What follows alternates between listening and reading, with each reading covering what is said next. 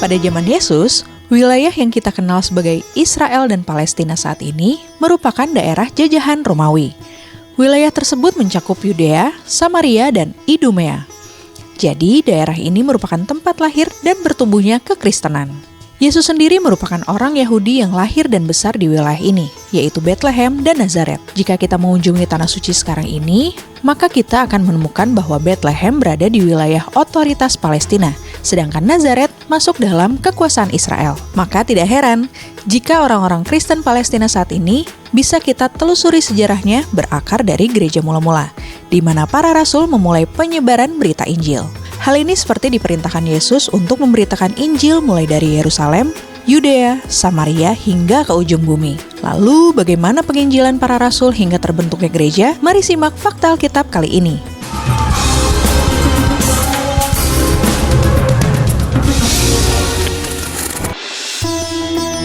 Gereja mula-mula.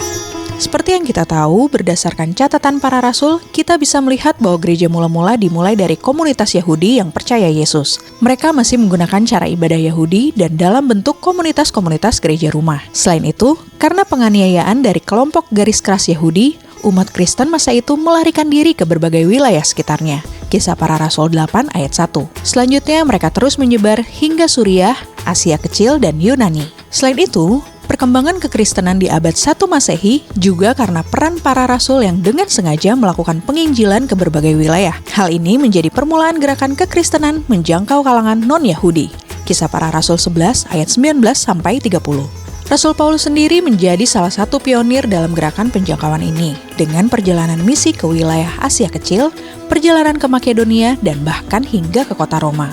Lahirnya Gereja Ortodoks Timur. Dari para rasul inilah, sekitar 200-an tahun kemudian lahir Gereja Ortodoks Timur yang dimulai dari wilayah Yerusalem, Antioquia, Alexandria, dan Efesus. Hingga pada tahun 312 Masehi, Kekaisaran Romawi menyadari peran penting gereja, dan Kekaisaran Romawi memberikan dukungan dan kebebasan kepada gereja. Setelah itu, konsili-konsili gereja menjadi kunci perumusan doktrin dan dasar iman Kristen. Salah satu yang terpenting adalah konsili Nisea pada tahun 325 Masehi. Pada abad keempat Masehi, Kaisar Konstantinus memindahkan ibu kota Romawi ke Konstantinopel yang sekarang kita kenal sebagai Istanbul. Hal ini diikuti dengan pindahnya pusat Gereja Ortodoks Timur ke daerah tersebut. Pada abad ke-5 Masehi, Gereja Ortodoks Timur mulai berkembang pesat di wilayah Timur Tengah, Asia Kecil, dan Eropa Timur. Hal ini menyebabkan Konstantinopel menjadi pusat agama Kristen di wilayah tersebut. Pada abad ke-11 Masehi, terjadi perpecahan antara Gereja Ortodoks Timur dan Gereja Katolik Roma. Perpecahan ini dikenal sebagai skisma besar. Sejak saat itu, Konstantinopel menjadi pusat Gereja Ortodoks Timur yang terpisah dari Gereja Katolik Roma. Pada abad ke-15 Masehi, Konstantinopel jatuh ke tangan Kesultanan Utsmaniyah. Hal ini menyebabkan Gereja Ortodoks Timur mengalami kesulitan. Namun, Gereja Ortodoks Timur tetap bertahan dan terus berkembang di wilayah-wilayah yang berada di bawah kekuasaan Kesultanan Utsmaniyah. Munculnya Gereja Oriental. Jadi, secara historis, perpecahan antara Gereja Ortodoks Timur dan gereja-gereja Oriental terjadi pada abad ke-5 Masehi, tepatnya setelah Konsili Kalsedon. Perbedaan teologis terkait dengan kodrat Kristus dan pandangan Trinitarian menjadi pemicu utama perpecahan ini. Gereja Oriental adalah istilah yang mencangkup sejumlah gereja Kristen yang memiliki akar sejarah dan teologi yang berbeda, terutama di wilayah Timur Tengah dan Asia. Gereja-gereja Oriental mencangkup beberapa kelompok gereja yang memiliki otonomi dan tradisi liturgi mereka sendiri. Beberapa gereja Oriental yang terkenal antara lain Gereja Ortodoks Koptik terletak di Mesir, Gereja Ortodoks Suriah juga dikenal sebagai Gereja Ortodoks Syria atau Gereja Ortodoks Yakubi.